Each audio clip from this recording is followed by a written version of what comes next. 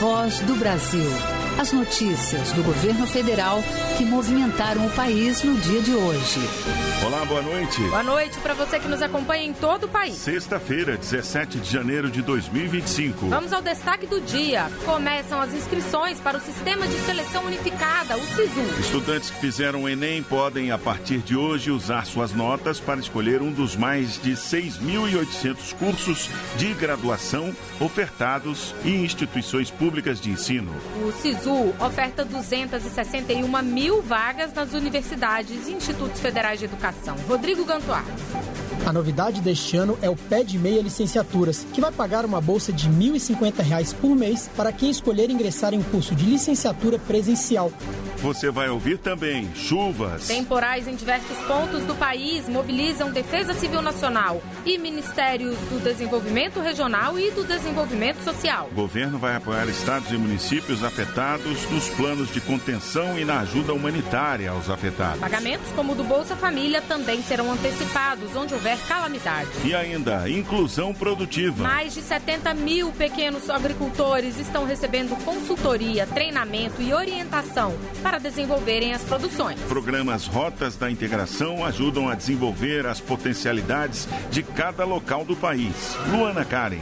São 13 setores produtivos apoiados pela iniciativa, como mel, cacau, pescado e açaí. Hoje, na apresentação da Voz do Brasil, eu, Mariana Jungmann e Luciano Seixas. E acompanhe a gente ao vivo. Acesse radiogov.ebc.com.br ou o canal Gov na sua TV aberta. O uso progressivo da força pelas polícias do país foi regulamentado pelo Ministério da Justiça e Segurança Pública. O governo federal criou também um comitê de monitoramento que vai acompanhar a implementação de um núcleo de combate ao crime organizado. E anunciou ainda o investimento na compra de armas não letais que serão distribuídas aos estados.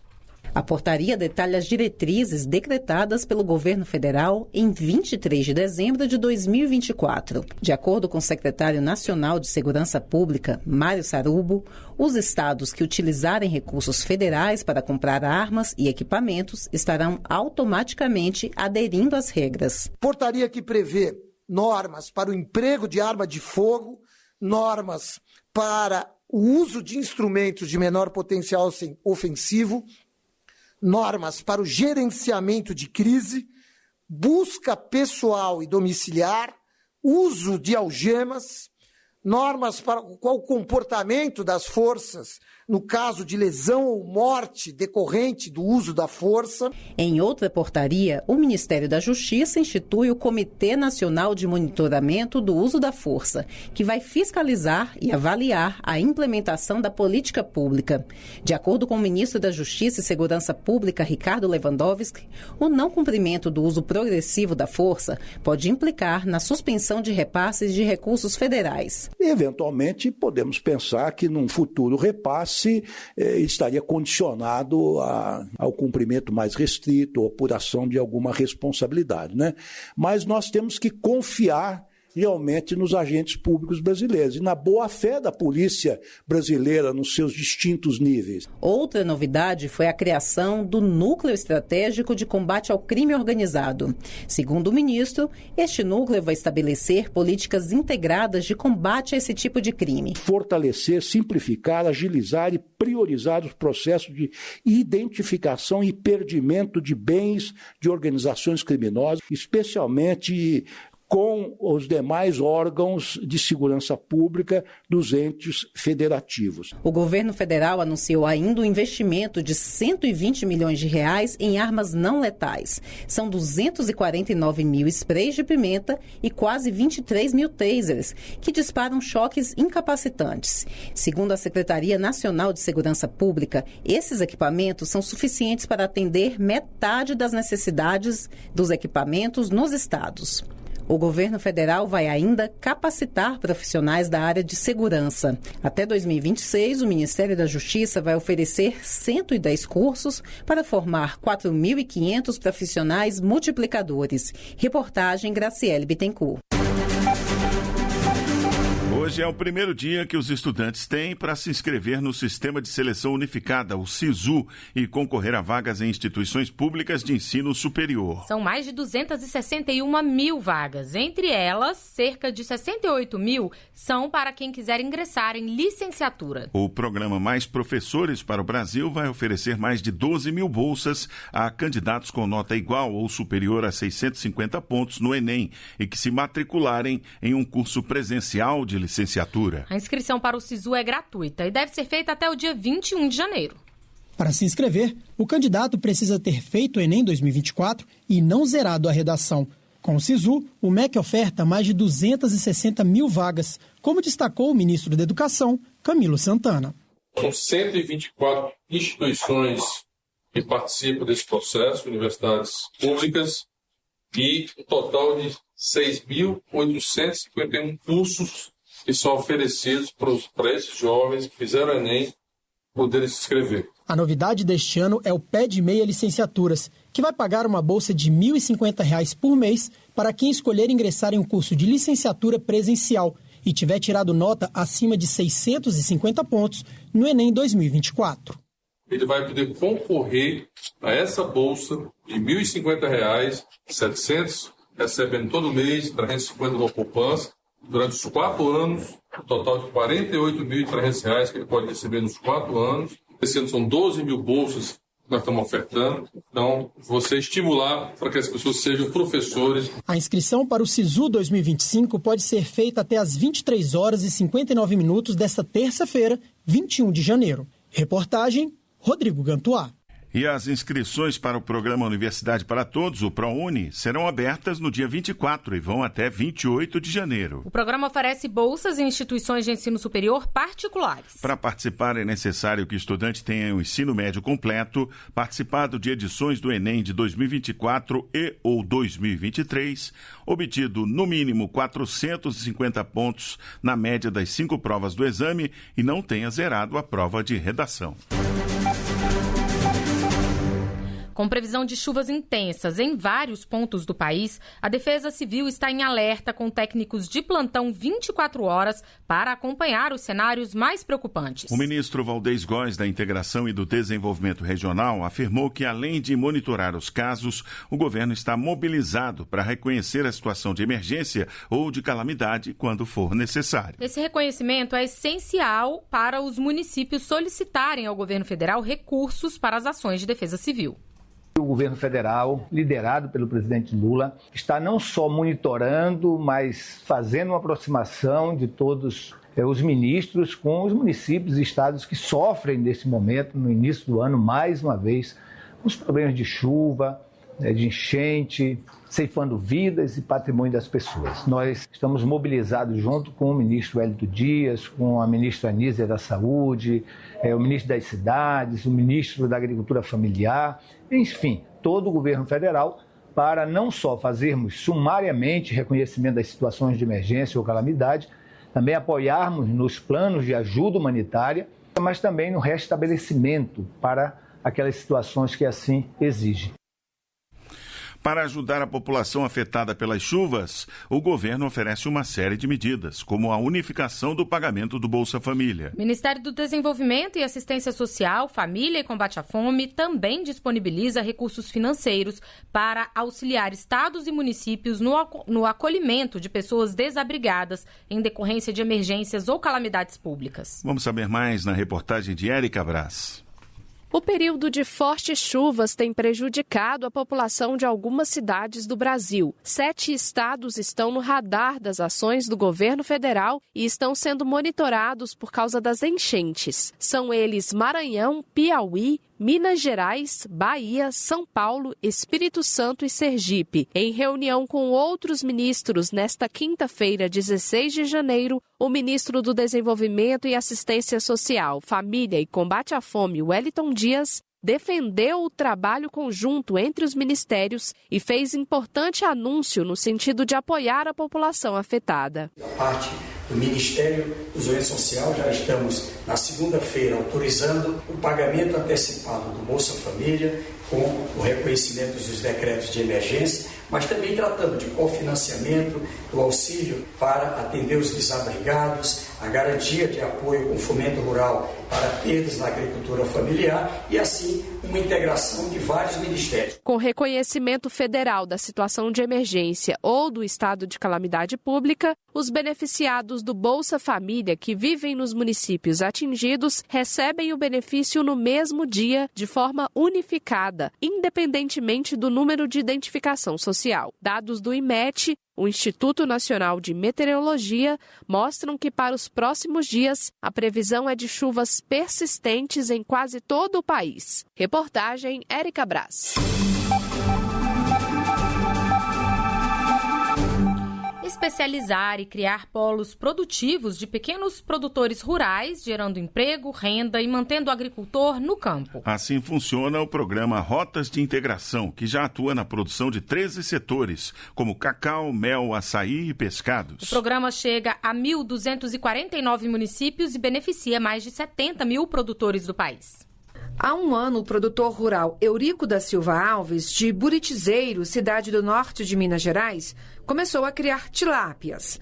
O primeiro ciclo rendeu 1.400 quilos do peixe, que Eurico vendeu na comunidade. Para começar no ramo, ele contou com o apoio de uma consultoria que atua em parceria com o Ministério da Integração e Desenvolvimento Regional, no projeto Rotas de Integração Nacional. A gente viu a forma correta, né, de fazer o manejo, você conseguir um máximo de rentabilidade e de produção, com a ração, né, e a técnica certa para desenvolver. Agora, Eurico planeja aumentar a produção. Quer chegar a 30 toneladas de peixe. Para isso, vai continuar contando com o apoio do projeto Rotas de Integração Nacional. A iniciativa está presente em 1.249 municípios de 18 unidades da federação. A ideia é aproveitar as potencialidades regionais para promover a inclusão produtiva e o desenvolvimento sustentável. Adriana Mello, secretária nacional de Políticas de Desenvolvimento Regional e Territorial do Ministério da Integração e Desenvolvimento Regional, fala dos resultados obtidos até aqui. Mais de 70 mil produtores beneficiados. Então, os resultados das rotas de integração nacional já são visíveis, retirando da informalidade essa produção que é tão rica no nosso país. Neide Aparecida Santos é tesoureira da Agência de Desenvolvimento Local Integrado e Sustentável do Brasil, entidade de Minas Gerais que apoia pequenos produtores como o Eurico, do início dessa reportagem, com consultoria e treinamento. O trabalho, feito em parceria com os governos federal e estadual, tem ajudado o produtor a permanecer no campo. Quem coloca comida na nossa mesa é o pequeno produtor rural. A forma de mantê-lo no campo é fazendo com que ele consiga melhorar a renda dele. São 13 setores produtivos apoiados pela iniciativa, como mel, cacau, pescado e açaí. O foco está nos pequenos produtores, em comunidades extrativistas e remanescentes de quilombo.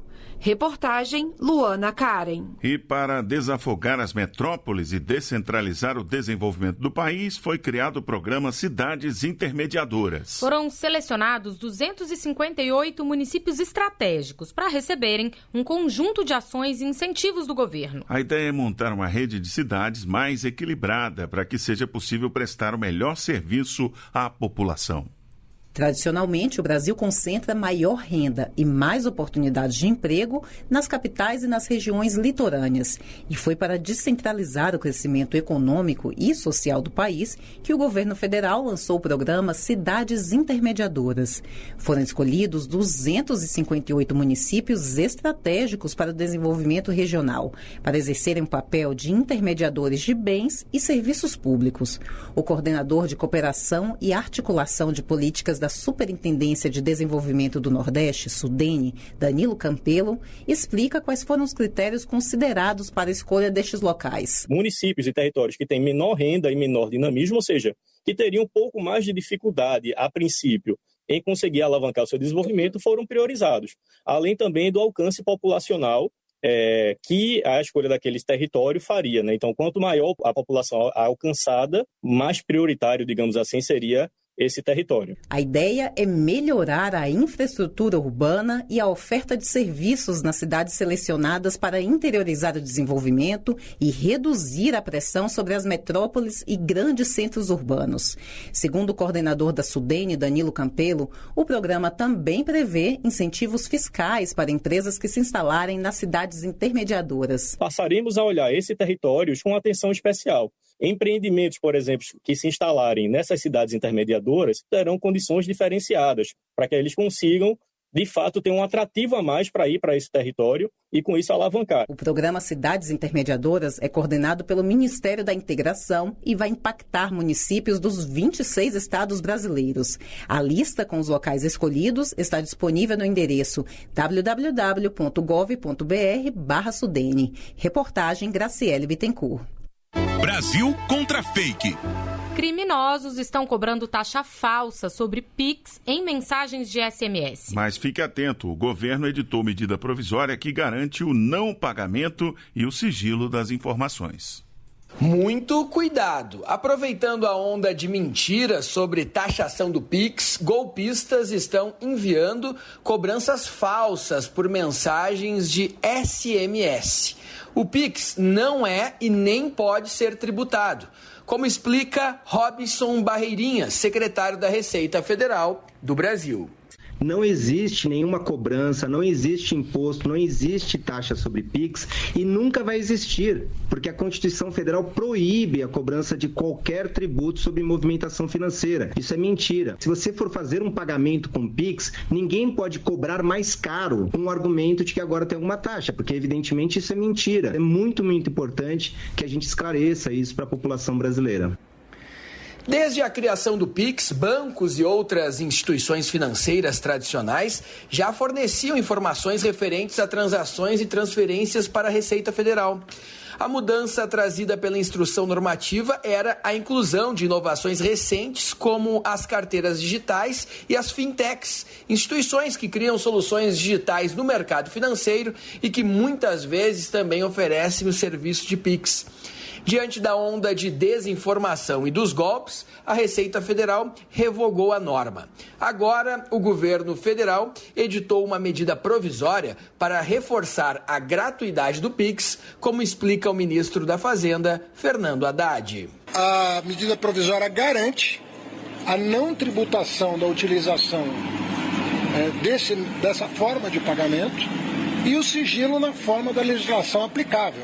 O sigilo bancário é aplicável ao Pix como a qualquer outra forma de pagamento. Seja um cheque, seja um DOC, seja um TED, o que for, ele está protegido pelo sigilo e o Pix estará protegido pelo sigilo da mesma maneira. Aliás, como sempre foi. Em virtude dos crimes praticados envolvendo o Pix, a Advocacia Geral da União vai notificar a Polícia Federal para a abertura de inquérito para identificar os autores da campanha de desinformação que acabou deixando a população vulnerável a estelionatários. Na hora de se informar, procure fontes confiáveis. Reportagem Voltaire Santos. Para mais informações, acesse gov.br/Brasil contra fake. E atenção, beneficiários do INSS. O benefício não será bloqueado se a prova de vida não estiver em dia. A forma de coletar os dados está mudando, sem a obrigação do cidadão se dirigir ao banco ou a uma agência do INSS para provar que está vivo. A repórter Gabriela Noronha explica como funciona a prova de vida. Acompanhe. Se você é aposentado, pensionista ou recebe algum benefício do governo, já sabe que existe a prova de vida, uma checagem que é feita uma vez por ano para continuar recebendo seus pagamentos. Desde 2023, é o Instituto Nacional do Seguro Social, INSS, o responsável por fazer o cruzamento de dados com bases governamentais para verificar a condição do beneficiário, como CPF, identidade e passaporte. Ou seja, seja, não é preciso mais se deslocar para realizar essa comprovação. Segundo o INSS, neste ano, o sistema está sendo aperfeiçoado e, por isso, o bloqueio de pagamento por falta de comprovação de vida foi suspenso por 6 meses. A nova regra, que já está em vigor, foi publicada nesta sexta-feira no Diário Oficial da União. O presidente do INSS, Alessandro Stefanuto, destaca que o objetivo é não causar transtornos para o cidadão. Você não vai precisar sair da sua casa, gastar dinheiro, gastar tempo, se arriscar a ser assaltado para fazer uma prova de vida. O INSS faz a prova de vida, está tudo ok, todo mundo feliz e você com um problema a menos. De acordo com dados do INSS, em 2024, mais de 34 milhões de brasileiros tiveram seus dados atualizados por meio de cruzamento de informações. O Instituto alerta que não envia servidores para fazer comprovação de vida e arrecadação de documentos na casa do beneficiário. Qualquer dúvida, o cidadão pode ligar para a Central 135 ou acessar o aplicativo Meu INSS pelo celular. Reportagem Gabriela Noronha. Novos leitos para o Hospital Público no Rio de Janeiro. O Hospital Federal Bom Sucesso reativou 218 leitos. Com isso, 100% das vagas estão em operação. Além disso, a emergência do hospital vai voltar a funcionar até o final do mês, após 6 anos fechada. O Ministério da Saúde vai investir mais de 260 milhões de reais na unidade até o fim do ano. O anúncio foi feito hoje pela ministra da Saúde, Nízia Trindade. Segundo ela, por muito tempo, os hospitais federais foram tratados como problemas, quando, na verdade, ajudam a ampliar a rede de atendimento em todo o país. Os hospitais federais, eles são uma solução para vários problemas de saúde especializada, quando se precisa, né, do hospital e também dos ambulatórios, das consultas. Com certeza, o Hospital Federal de Bom Sucesso será uma das principais referências no Rio, vem reduzir tanto tempo de espera para exames, para consultas, mas também, quando é necessária a cirurgia, poder fazê-la. Ao todo, 4 unidades federais já iniciaram o plano de reestruturação dos hospitais federais do Rio de Janeiro. Além da unidade de Bom Sucesso, fazem parte a do Andaraí, Cardoso Fontes e servidores do Estado. Dedicado à conscientização sobre a saúde mental. É o Janeiro Branco. Uma campanha que busca atrair a atenção da sociedade para os cuidados e prevenção de forma a evitar transtornos mentais, como a ansiedade e a depressão. E o Sistema Único de Saúde possui uma das maiores redes do mundo para esse tipo de tratamento.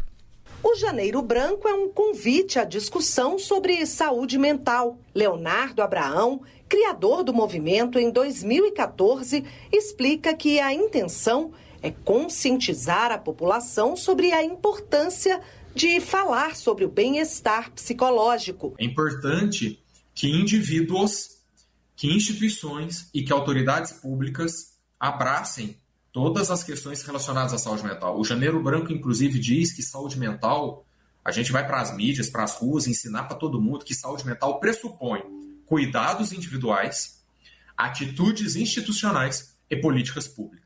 A campanha também destaca a importância de redes de apoio, como a Rede de Atenção Psicossocial do SUS, o Sistema Único de Saúde, que oferece assistência gratuita para quem precisa de atendimento em saúde mental.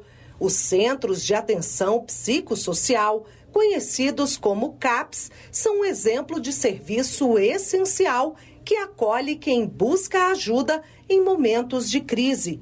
Segundo a assessora do Departamento de Saúde Mental, Álcool e Outras Drogas do Ministério da Saúde, Márcia Oliveira, o Brasil tem uma das maiores redes de saúde mental do mundo. Nós fechamos o ano de 2024 com 3.019 centros de atenção psicossocial em todo o Brasil. O Sistema Único de Saúde, na rede de atenção psicossocial, ele garante um serviço de extrema qualidade para a saúde mental. De acordo com a Organização Mundial da Saúde, 26,8% dos brasileiros receberam um diagnóstico médico de ansiedade no ano passado.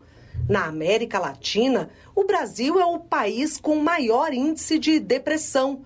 Reportagem Luciana Colares de Holanda. E essas foram as notícias do governo federal. Uma realização da Secretaria de Comunicação Social da Presidência da República. Com produção da empresa Brasil de Comunicação. Fique agora com as notícias do Poder Judiciário e do Congresso Nacional. Boa noite, um bom fim de semana. Boa noite para você e até segunda.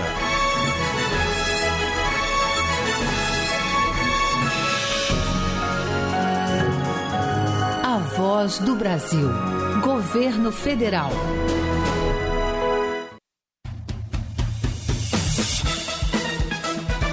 Você vai ouvir agora notícias do Poder Judiciário. Supremo Tribunal Federal rejeita pedido para que governo esclareça monitoramento do PIX. Superior Tribunal de Justiça decide que foro competente para julgar ação contra tabelião deve ser o da sede do cartório. Quinta turma do Tribunal Superior do Trabalho decide que motorista pode desistir de ação mesmo sem a empresa concordar. Boa noite, eu sou Ariana Fonseca. E eu sou Walter Lima. O Supremo Tribunal Federal entendeu que não é jurisdição da Corte analisar pedido para que governo esclareça monitoramento do PIX. A decisão foi do vice-presidente do STF, ministro Edson Fachin, que está no exercício da presidência. Neto Costa. Segundo o cidadão, não ficou esclarecido para a população que as movimentações financeiras via PIX poderiam ser objeto de fiscalização e, eventualmente, de taxação, caso houvesse omissão ou discrepância entre os valores movimentados e os declarados no imposto de renda. Ao negar seguimento ao pedido, Fachin observou que não cabe ao Supremo avaliar originariamente a suposta ilegalidade de atos de ministros de Estado por meio de habeas corpus.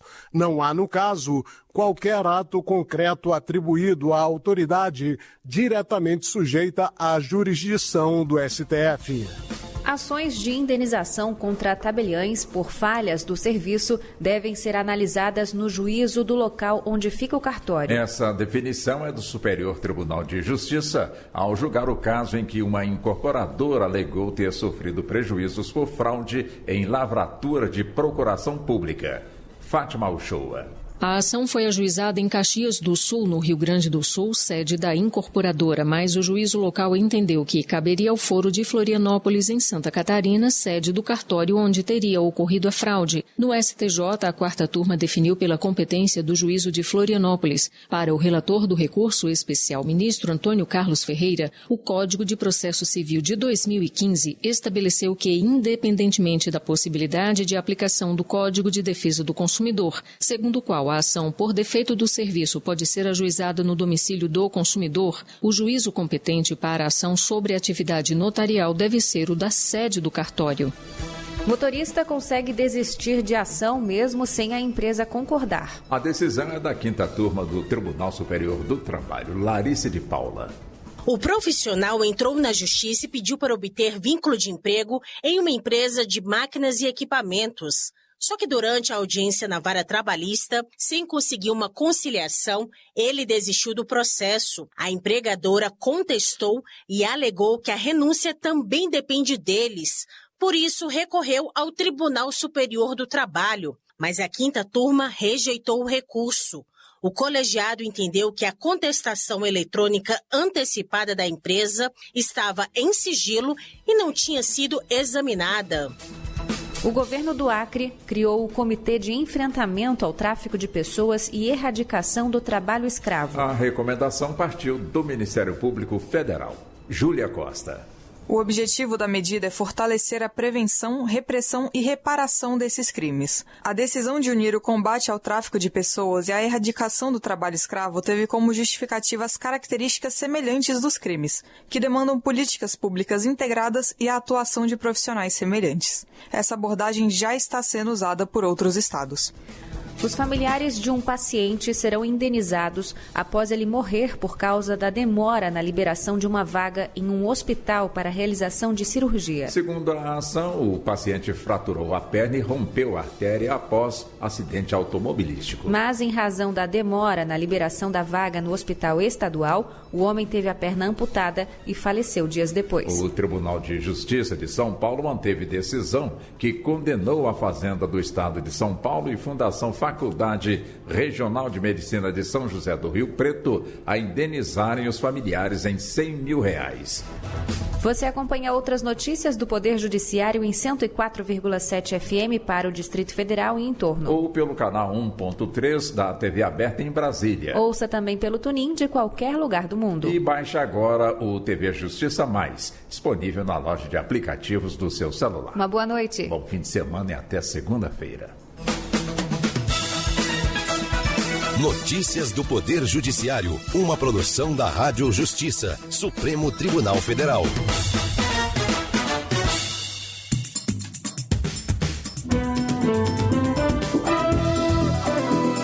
Está no ar o Jornal do Senado.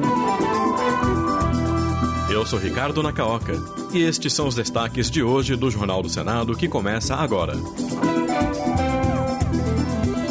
Medida provisória garante não taxação do PIX. Comissão analisa projeto que agrava a pena para crimes em área escolar. Senadores destacam a importância da saúde mental.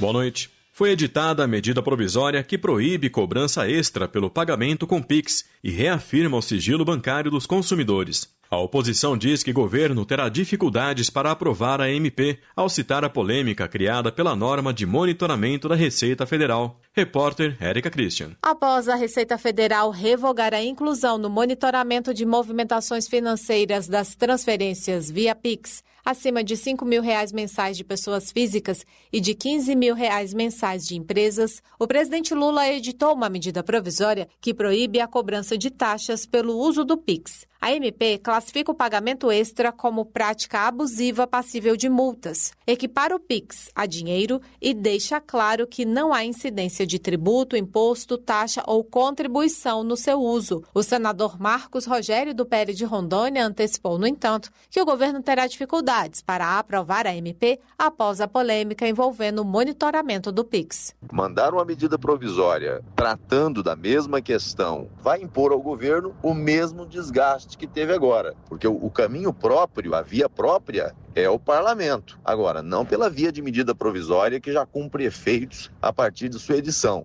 O instrumento mais adequado para enfrentar esse tema é um projeto de lei que dá ao Congresso Nacional a possibilidade de debater e criar um modelo realmente adequado, discutindo com a sociedade. A medida provisória que já está valendo também reforça a garantia da privacidade dos pagamentos via PIX. A Receita Federal já monitora as movimentações do cartão de crédito e de depósitos bancários a partir de R$2 mil para impedir fraudes e sonegação fiscal. A Comissão de Educação deve analisar o projeto de lei que busca aumentar as penas para quem cometer crimes violentos perto ou dentro de escolas. A medida é de autoria do senador astronauta Marcos Pontes, do PL de São Paulo, e já foi aprovada na Comissão de Segurança Pública. A proposta qualifica o homicídio cometido em escolas, elevando a pena de 6 a 20 anos de reclusão para 12 a 30 anos, e agrava a pena para lesão corporal, que pode chegar a 8 anos de prisão. Pelo texto, crimes em áreas escolares também poderão ser considerados hediondos, o que impede a concessão de fiança, anistia, graça ou indulto a quem os praticar. Na avaliação do senador, o projeto é uma tentativa de melhorar a segurança de alunos e professores. Logicamente que isso aí, ele não resolve o problema, mas a ideia é justamente desmotivar qualquer pessoa que queira fazer qualquer coisa nas escolas ou próximo das escolas, cometer qualquer crime, que vai saber que vai ser punido com mais rigor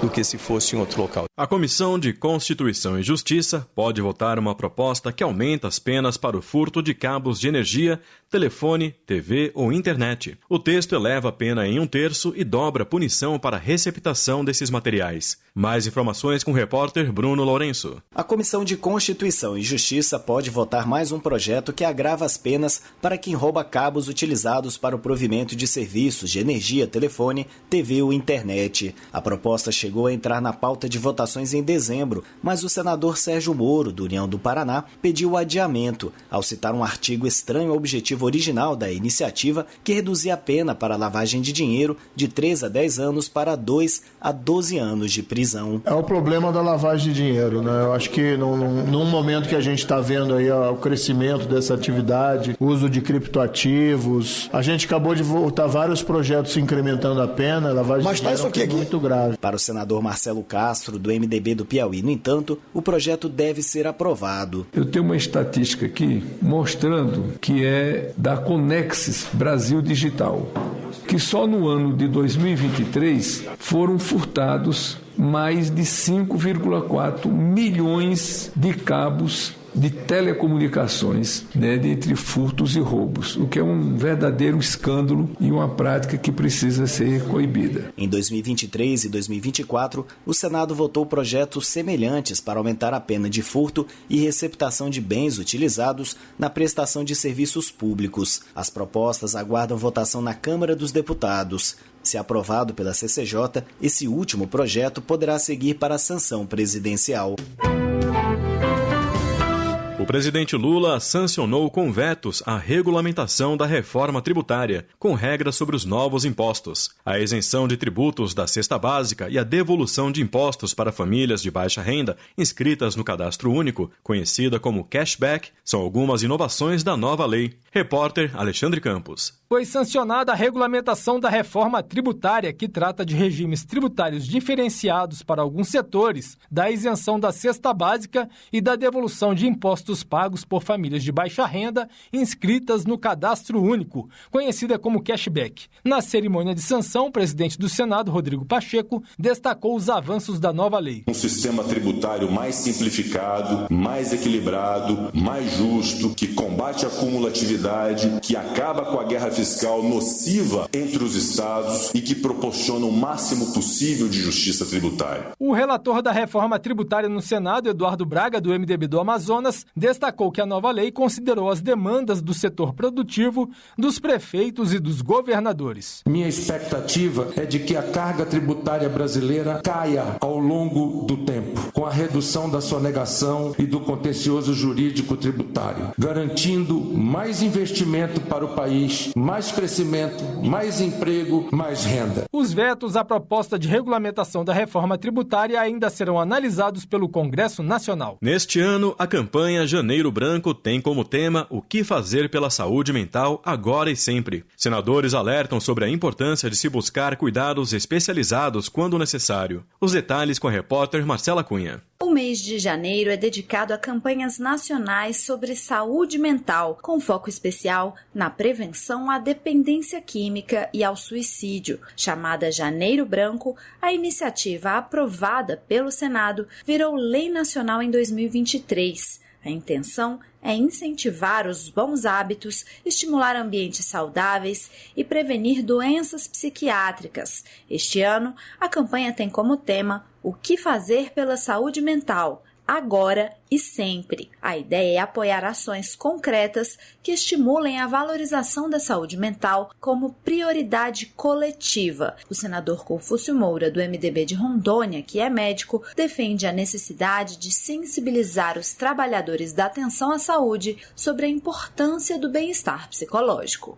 Esse mês de Janeiro Branco é mais com esse objetivo, da prevenção das dramáticas consequências dos problemas mentais, que pode levar ao suicídio, pode levar a uma depressão profunda, a uma depressão resistente aos remédios, ao uso moderado dos antidepressivos. Já a senadora Zenaide Maia, do PSD do Rio Grande do Norte, defendeu que a população seja estimulada a refletir sobre emoções, comportamentos e qualidade de vida, não só no mês de janeiro. Precisamos sim falar abertamente de depressão, ansiedade e outros sintomas de dor psíquica. O Brasil é considerado pela ONU o país mais ansioso do mundo e o quinto mais depressivo.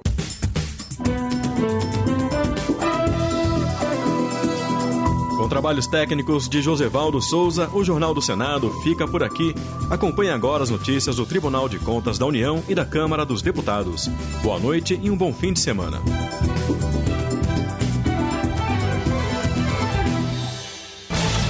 Minuto do TCU. Você sabia que o Tribunal de Contas da União tem uma revista científica? A revista do TCU reúne artigos técnicos e científicos relacionados ao controle externo, ao direito público e à administração pública. Ela também aborda temas sobre contabilidade, finanças, inovação e auditoria no setor estatal. Os trabalhos publicados são todos originais e inéditos.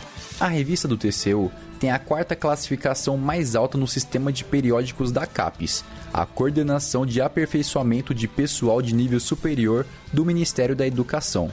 A primeira revista foi publicada em 1970 e hoje em dia as edições são todas digitais. Para acessar o conteúdo ou saber como enviar um artigo para a avaliação do Conselho Editorial, acesse o site tcu.gov.br. TCU – Fiscalização a serviço da sociedade.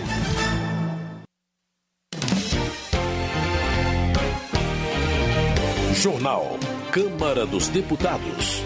Câmara aprova a criação de um selo de identificação de cafés artesanais. Parlamentares analisam a situação da segurança em estados e municípios. Deputados avaliam debates e atuação institucional da Câmara em 2024. Boa noite. Jefferson Rodrigues, do Republicanos de Goiás, avalia sua atuação no Congresso Nacional, defendendo que os parlamentares devem estar a serviço do povo, sem atuar com base no status proporcionado pelo mandato parlamentar. Segundo a análise do congressista, os radicalismos são contraproducentes e o país necessita de pontes entre as diferentes matrizes ideológicas para consolidar o crescimento nacional. Ele afirma ter escolhido o caminho do diálogo para honrar os votos recebidos e defender os interesses da população. Eu acredito no diálogo e é isso que nós temos buscado fazer aqui, buscar ter o diálogo nas comissões em que participamos. Então nós buscamos agir de uma forma em que aquela pessoa que votou em nós, que ela venha se sentir honrada e valorizada pelo voto de confiança e credibilidade, pela procuração que ela colocou em nossas mãos. Porque o mandato é uma procuração de 4 anos. E nesses 2 anos, buscamos fazer um trabalho não somente em favor do Brasil, mas também no estado de Goiás, para que o povo goiano venha sentir prazer e satisfação de termos nós como um dos 17 deputados federais aqui na Câmara Federal. Jefferson Rodrigues pondera que há um cansaço na sociedade com as divisões políticas. O secretário de Comunicação Social da Câmara, deputado Gilmar Tato, do PT de São Paulo, reflete sobre a alta produtividade e sobre o papel democrático do parlamento no debate e na votação de projetos. Ele cita a reforma tributária e o socorro ao Rio Grande do Sul como marcos na atuação do parlamento. O ano passado foi um ano bastante interessante. Nós conseguimos aprovar a reforma tributária, que estava há mais de 30 anos para ser aprovado aqui. A Câmara Federal deu uma resposta de pronto em relação àquela tragédia que aconteceu no Rio Grande do Sul, aprimorando leis, disponibilizando recursos orçamentários, quer dizer, facilitando para que aquela população tivesse um atendimento urgente e mais rápido possível. Gilmar Tato elenca ainda o pacote de ajustes enviados pelo Executivo à Câmara para listar assuntos que, em seu entendimento, serão prioritários na pauta de análises e votações de 2025. Esse ano vamos ter que nos debruçar em relação a algumas iniciativas que eu considero a principal para esse ano é a votação da isenção do imposto de renda para quem ganha até 5 salários mínimos. Então, é uma Câmara bastante participativa e que, com certeza, mudou e está mudando a vida dos brasileiros. Esporte. Maurício do Vôlei, do PL de Minas Gerais, defende a revisão de trechos da lei que entrou em vigor para impedir a retomada do seguro obrigatório para a proteção de vítimas de acidentes de trânsito, mas que coloca em risco a lei de incentivo ao esporte. De acordo com Maurício do Vôlei, a nova lei limita o uso de créditos tributários quando houver um desequilíbrio entre as receitas e despesas do governo, impactando os atletas brasileiros dependentes de recursos provenientes das renúncias fiscais. O esporte brasileiro hoje, ele vive basicamente dessa lei do incentivo do esporte. São mais de 4 milhões de atletas que precisam, que necessitam dessa lei do incentivo para poder praticar esporte, para poder ter um futuro. E o que nós temos, essa migalha que nós temos hoje, o governo tirou da gente. novamente. Então nós vamos continuar lutando e brigando para que essa lei do incentivo de esporte ela volte para esse projeto, que ela continue, porque os brasileiros e brasileiras que estão iniciando no esporte aí necessitam e sem dúvida nenhuma, tenho certeza que será um dos únicos caminhos que eles poderão recorrer para conseguir atingir seus objetivos, que é ser um campeão olímpico, um campeão mundial, representar a seleção brasileira. E nós precisamos desse incentivo para que a gente possa ter mais ídolos no Brasil. Trabalho. Rafael Brito, do MDB de Alagoas, defende a aprovação de projeto que estabelece o piso salarial nacional para profissionais de apoio técnico e administrativo da educação básica. O legislador informa ter apresentado uma emenda para incluir também os servidores operacionais no texto. Essa é uma vitória muito importante para valorizar quem está no dia a dia da educação, garantindo que profissionais essenciais tenham os seus direitos reconhecidos. Originalmente, o projeto previa o piso apenas para os profissionais técnicos e administrativos. Porém, com a emenda que eu apresentei, a gente conseguiu ampliar o alcance do texto para contemplar todos os servidores da educação, promovendo mais justiça e equidade. Além disso, o valor do piso deverá ser equivalente a 75% do piso salarial dos profissionais do magistério, para aqueles com formação de nível médio e jornada de 40 horas semanais. Rafael Brito comemora a aprovação do texto na Comissão de Educação e espera uma tramitação rápida da matéria quando os colegiados da casa retomarem seus trabalhos. A educação é feita por muitas mãos e cada profissional é importante nesse processo. Educação. Tarcísio Mota, do PSOL do Rio de Janeiro, avalia que garantir a qualidade da educação, melhorar as condições salariais e de trabalho de professores e de profissionais da área e ampliar o número de vagas em todos os níveis escolares continuarão a ser os grandes desafios do setor em 2025. Para tanto, Tarcísio Mota aposta na união entre a sociedade, o executivo e o legislativo, com o objetivo de revisar o Plano Nacional de Educação e traçar as metas para os próximos 10 anos.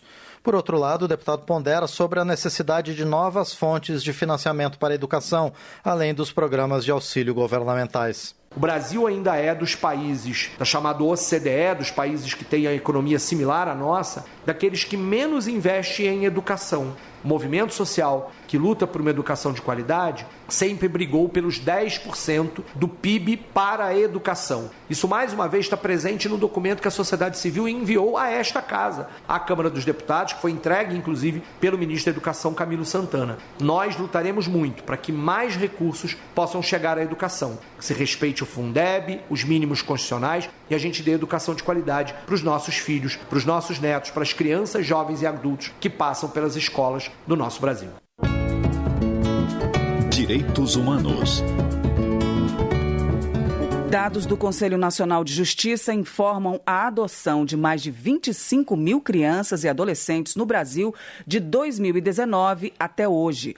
Augusto Coutinho, do Republicanos de Pernambuco, autor do projeto que deu origem à Lei Nacional de Adoção, comemora os avanços proporcionados pelo dispositivo legal. Essa lei deu preferência a interessados em adotar crianças e adolescentes com deficiência ou doença crônica. A legislação também priorizou o acolhimento de crianças com irmãos. Outro marco também foi a alteração da CLT, que estendeu a quem adotava todas as garantias que tem um pai biológico. E é uma matéria que foi aprovada por unanimidade na Câmara dos Deputados, depois no Senado, que mostra que é uma lei que foi bem debatida, bem discutida e que, de fato, tem melhorado muito a facilidade da adoção para os casais que querem adotar e as tantas crianças que precisam ser adotadas. Augusto Coutinho informa que o painel de acompanhamento do Sistema Nacional de Adoção e Acolhimento do Conselho Nacional de Justiça registra um total de quase 5 mil crianças aguardando adoção. Em contrapartida, mais de 12 mil pretendentes esperam receber esses novos filhos em suas famílias. Desenvolvimento Regional. Marcelo Crivella, do Republicanos do Rio de Janeiro, retomou o projeto que havia apresentado quando era senador, com o objetivo de enterrar os cabos de energia elétrica. Para ele, os cabos subterrâneos evitariam as quedas de energias causadas por tempestades, evitando prejuízos em hospitais, comércio e residências. O Brasil deve isso à sua população e isso vai também trazer uma grande economia para o consumidor, porque hoje há tanto gato, há tantas pessoas roubando energia nos postes e no final das contas, essa energia que foi roubada vai ser cobrada do consumidor formal. Essas concessionárias certamente vão ter um lucro enorme com os cabos subterrâneos porque não vão ter mais as perdas de energia. E outra coisa, não terão a manutenção imensa que é cuidar de milhões de postes espalhados por todo o nosso país. A economia, a beleza que se vai dar à cidade e não vamos ter mais apagões, tudo isso compensa o pequeno custo que teremos de cavar uma vala, passar a tubulação e enterrar os cabos. Marcelo Crivella reforça que os apagões deverão ser cada vez mais frequentes graças às mudanças climáticas. Para ele, além de minimizar o problema, enterrar os fios de distribuição elétrica vai reduzir o risco de acidentes fatais no trânsito por colisões contra postes de concreto e aço e por choques elétricos provocados pelo rompimento de cabos. Agricultura. Na opinião de General Girão, do PL do Rio Grande do Norte, o semiárido é a mais nova fronteira agrícola do país, com exemplo de sucesso na produção de frutas e pequenos animais na região do Vale do São Francisco. Ele cobra, no entanto, que o governo volte a bombear as águas do rio para a região, auxiliando milhares de famílias. General Girão apontou ainda as dificuldades enfrentadas pelo produtor rural do semiárido, como a dependência de programas sociais e a baixa remuneração pela venda de seus produtos. A agricultura é um grande carro-chefe da nossa exportação e do nosso país. Mas o produtor rural, esse homem que mora lá no sertão, ele ganha muito pouco pelas vendas. Por quê? Porque quem ganha mais é o atravessador, é o cara que transporta lá para ser vendido no supermercado ou na grande cidade. Então a gente precisa sim fortalecer o semiárido. Eu tenho a certeza absoluta que com a chegada das águas do São Francisco, que vão voltar a chegar sim, nós teremos condições absolutas de transformar aquela região numa grande região produtora e com isso nós estaremos dando a dignidade para o homem do campo, transformando ele em morador rural para produtor rural. Esse é o grande objetivo nosso e eu espero que a gente consiga fazer isso para o nosso semiárido. Deputados aprovam a criação de um selo para identificar cafés artesanais. A repórter Gabriela Vieira tem mais detalhes da medida. O consumo de café no Brasil em 2023 foi de 6 quilos por pessoa. Em relação ao faturamento, as vendas de café em 2023 alcançaram 23 bilhões de reais. Segundo a Companhia Nacional de Abastecimento, a CONAB, o país é o maior consumidor dos cafés nacionais. Para valorizar essa produção nacional, a Câmara dos Deputados aprovou a criação de um selo Arte Café para identificar o grão produzido e processado de forma artesanal. O relator da proposta na Comissão de Constituição e Justiça foi o deputado Tião Madeiros, do Progressistas do Paraná, que concordou com a criação do selo, que é semelhante ao que já existe para produtos artesanais de origem animal. Para o autor da proposta, do deputado Evaí Vieira de Mello, do Progressistas do Espírito Santo, o selo deve aumentar a geração de renda, promover o desenvolvimento do mercado de cafés artesanais, agregar valor ao produto e valorizar a identidade da produção com o uso de técnicas tradicionais e regionais, além de estimular o beneficiamento e a oferta de cafés artesanais pelo produtor rural. Evaí Vieira de Mello defende que o selo vai poder identificar qualidade, tradição, respeito pelo meio ambiente e preservação. O deputado diz também que os consumidores terão mais segurança ao saberem a origem de seus cafés. Essa questão que o bom café é exportado e o café de baixa qualidade fica no Brasil, isso já é coisa do passado. Há muitos anos nós estamos investindo em qualidade. Cabe aos municípios definir as exigências e os procedimentos para o registro dos estabelecimentos produtores e dos produtos que receberão o selo, além de regulamentar o controle, a classificação e a fiscalização dos cafés artesanais. Como foi aprovado por todas as comissões da Câmara que analisaram o projeto, a criação do selo Arte Café para cafés artesanais já pode seguir para análise do Senado. Da Rádio Câmara de Brasília, Gabriela Vieira. Agora, a Rádio Câmara Brasília também está na TV aberta digital. No canal de multiprogramação da TV Câmara, você pode sintonizar e ouvir a rádio 24 horas por dia. Acesse o menu principal do controle da sua TV e procure Sintonia Automática de Canais. Não encontrou? Mande um WhatsApp pra gente, 61 99978 9080. Nós ajudamos você. TV Câmara e Rádio Câmara Brasília. Juntas, nós somos a sua sintonia. Saúde. José Nelton, do União de Goiás, avalia que a falta de planejamento dos governos estaduais e municipais, somada à insuficiência de investimentos federais, tem levado à precarização do sistema público de saúde, resultando no sofrimento e morte de pessoas que esperam nas filas do SUS. Isso nos deixa muito triste em saber que o dinheiro dos pagadores de impostos não é bem aplicado na saúde. Embora o SUS seja uma referência, falta gestão, falta leitos de UTI, falta medicamentos de alta complexidade, e isso acaba impactando na vida do cidadão. São filas intermináveis por todos os lados, desespero nos CAIs, UPAs, por todo lado, principalmente nas capitais. E o governo, na sua incompetência de gerenciamento, de planejamento, ele acaba perdendo essa luta, e quem perde é a sociedade. Outro problema apontado por José Nelton para a falência do sistema público de saúde é a corrupção. Um exemplo dela, segundo o parlamentar, é o gasto de milhões de reais em caixas de medicamentos que muitas vezes chegam vazias ao destino final. Então eu gostaria de fazer um apelo para que toda a sociedade pudesse fiscalizar a compra de medicamentos. Tem local que vai até as caixas, mas dentro das caixas não tem medicamento. Dr. Zacarias Calil, do União de Goiás, vê como positivo o reconhecimento do diabetes tipo 1, geralmente identificado na infância como deficiência. Fruto de um projeto de autoria do próprio deputado, o texto estabelece as mesmas regras previstas pelo Estatuto da Pessoa com Deficiência a pacientes com esse tipo de diabetes. O diabetes tipo 1 destrói as células ali do pâncreas e o pâncreas não consegue produzir insulina. Então é uma doença autoimune, ou seja, é uma deficiência de uma determinada substância que você tem que repor isso através do hormônio que é vital para a saúde das pessoas, que é a insulina. Então, com essa aprovação, as pessoas com diabetes tipo 1 terão acesso aos direitos e benefícios, como adaptações no ambiente de trabalho, como pausas para aplicação de insulina, acesso às vagas reservadas para deficientes em concursos públicos. Agora, é importante a gente diferenciar diabetes tipo 1 como diabetes tipo 2, que ela é adquirida, né? De acordo com dados oficiais citados por Dr. Zacarias Calil, aproximadamente 600 mil brasileiros apresentam diabetes tipo 1. Países como a Alemanha, Espanha, Estados Unidos e Reino Unido já classificam a doença como deficiência. Segurança Pública.